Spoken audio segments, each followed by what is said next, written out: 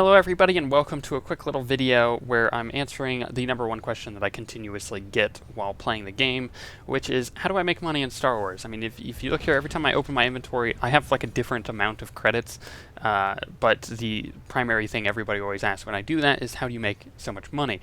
The first thing that you have to do is you have to, in your head, cut off the idea that 7 million credits is a lot of credits. It's not. 7 million credits is not a lot of credits. Also, just to prove that fact, we take a lot of money out of the guild bank constantly and put some in, but it's always a outgoing, ongoing process. We have 30 million in there right now. If you look at the ledger, I'm constantly putting money in every week. So it's not like this is a lot of money. I mean, to some people it is, and you could buy a lot with it, but how easy it is to make this much, it means that it's not actually a lot of credits. You just have to not be lazy and have a process. And there is a tip. So the first tip to making money is you have to play the GTN, right? So this is the primary thing. If you sell things on the GTN, you sell commodities that you can make with crew skills and stuff like that, this is the way to do it. However, if you look on the GTN, you see I have a few things posted. Now let's look at these thermal regulators. I posted them for 27,999. Now let's look this up. So this is a quick tip, right? You see mine posted 27,999. In fact, let's go back a page because those bastards undercut me, but you see mine 27,999. But this person 27,999. So how did I get above this person? This posted before me, I posted after him, and I was still on top of that. It's because you do not have to undercut somebody in order to be on top of their listing. You just have to post for the same price. So it doesn't matter alphabetically. Look, I'm at the bottom of the totem pole as far as alphabetically is concerned, but I am still ahead of this person even though I posted afterwards. It's just the way the GTN works. This is not like other auction houses that you see in other games. Keep that in mind. You just have to post for the same amount and you'll be above this person. Now let's look at these bastards because they don't understand this concept. I posted for 27,999, which put me above that one person. This person saw my price, undercut me, right? 27,500, 27,500. And it's a process here. You see this person then saw this person's and they undercut by quite a bit, and now it's at 26,000. All this does is reduce the value of the regulators, so then you're not making money off of them. And this goes for everybody. These people are literally losing money by doing this, right? If they continuously posted at 27,999, they would all be above me still, but not be losing as much money. Pretty easy concept to gather. I'm pretty sure all of you understand that. This is losing them money, and it's losing the rest of the people who post these money. This is bad. This is just bad altogether, because eventually these will be not cost efficient to sell anymore, and then these people will not be making money off of them.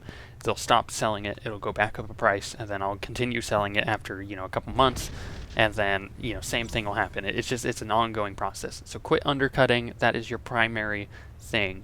A lot of people don't understand this, but quit undercutting on the GTN. It doesn't help anybody. Definitely doesn't help you, because you're losing the most money out of all this. So, post at the same price, whatever the current listing is. So if you saw this the way it is, 26,000, instead of posting 25,000, you would post 26,000. You'd still be above this person, even though this person's name starts with an A. Pro tips there from somebody who plays the GTN a lot. So the other thing that I do is I sell thermal regulators here. I also sell augmentation kits. This is just a guideline. You don't have to do the same thing, but I'm going to show you what I do in order to sell these things and how I make money doing it. So the first thing is I make augmentation kits on this character. You see Mako's making one currently. I do not get the let me get down to it first. I do not get the augmentation slot components on this character. I use other characters to do that. I'm going to show you what I do in order to do that. The only thing I do is I make the kits on this character because it's just a pool of my... This is where I pool all of my resources, is on this character. Then I make things and post them on the GTN with this character. So I get the augmentation slot components from my Sage. I'll show you how I do that. Like I said, I make the augmentation kits. I sell them on here.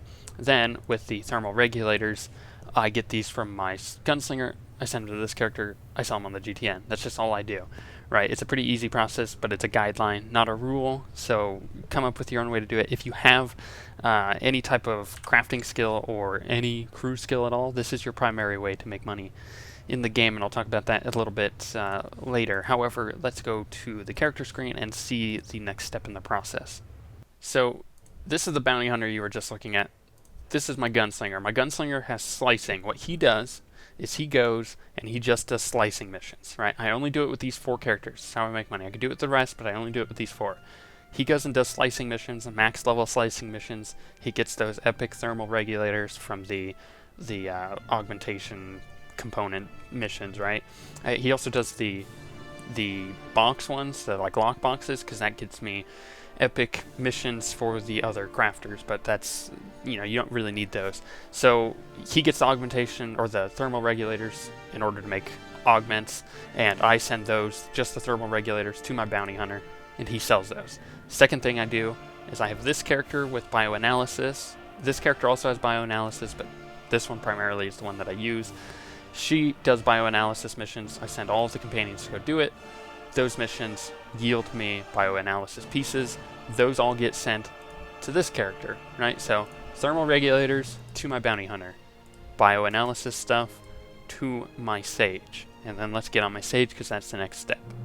So now that we're on my sage, you see that she has some missions done. So I'm getting bioanalysis stuff from her as well, because she's a bioanalysis and biochem, as you see here.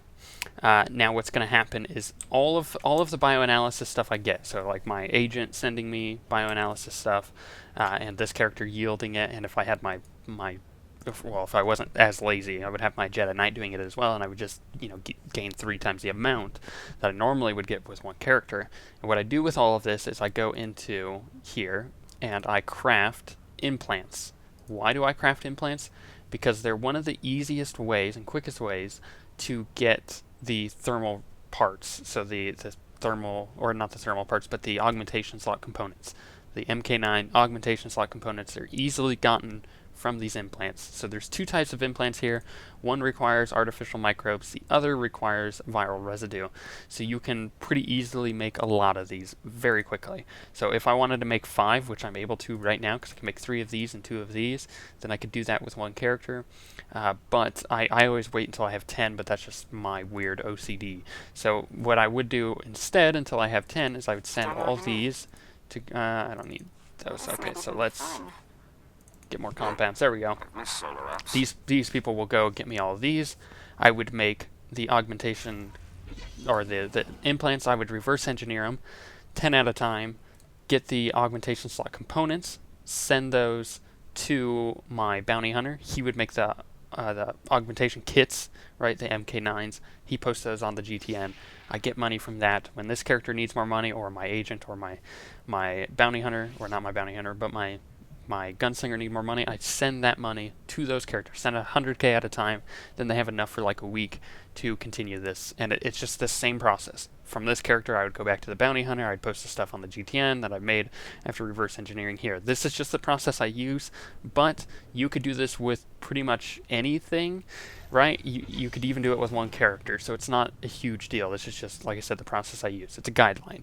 The other thing you could do is you could just simply sell bioanalysis pieces. You could just have a ton of bioanalysis people, or scavenging, or, you know, slicing. Slicing is always a really easy way to make money all around. But just use the stuff that you have on your hands. So your crew skills, use those to make you your money. I never do dailies. The only other thing that makes me money is actually raiding, because you can, out of a full night of clearing hard mode, TFB, and Scum of Villainy, I get about 400,000 credits doing that, because we don't really wipe unless someone made a huge mistake, so we don't ever, you know, have to pay repair bills. So that helps. But that's, you know, an exception to the rule, because not everybody is able to get into a raid, and I understand that. But this is the way I make my money otherwise. So this is an easy way to do it. Hell, even if you have just normal biochem, you can make the... Oh gosh, I have to set these to the level because I don't even know which one is which. You can make these impeccable med packs. Those always sell really well. Or you can go and make, you know, the max level stims. Those always sell really well because people always need them. They're consumable, so people always need them. And that's the idea with the augmentation slot kits as well. People are always going to need them because they're always going to be slotting different gear for augments, especially max level raiders who are constantly switching out gear if that's their prerogative. Some people only stick with one set of gear, but most people will always continuously switch out gear, whether it be from the cartel market or something else. The last thing I need to go over is that you could make money from the cartel market, but it costs you money. This is not a good way to make money. Do not do this. Do not buy things from the cartel market and sell them on the GTN unless you have extra cartel coins like I do. Like, I'm a subscriber, so I just get cartel coins every month. That's cool, but I don't use that for making money. I use it for personal stuff. So like if I wanted a cartel kit or whatever it is, the packs, that's what I use mine on. But you could easily sell it on the GTN. Just don't be spending money to make money in Star Wars, because you can easily make money without having to spend a dime. So that's just the way I do it. You can probably come up with your own way to do it. Find a commodity that people need and constantly sell it. And get on the ball with several characters and constantly log in throughout the day if you can, whether it be once, twice, or 10 times. You'll still continuously be making money. And just learn how to manage your credits, and eventually you'll have a couple million, and then you'll be able to have a bit more freedom with what you're doing as far as making money is concerned.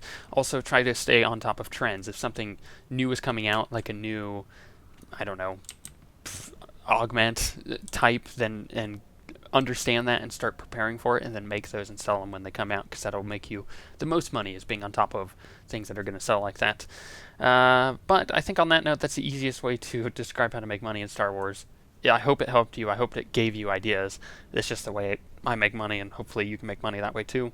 But on that note, we shall see you guys next time.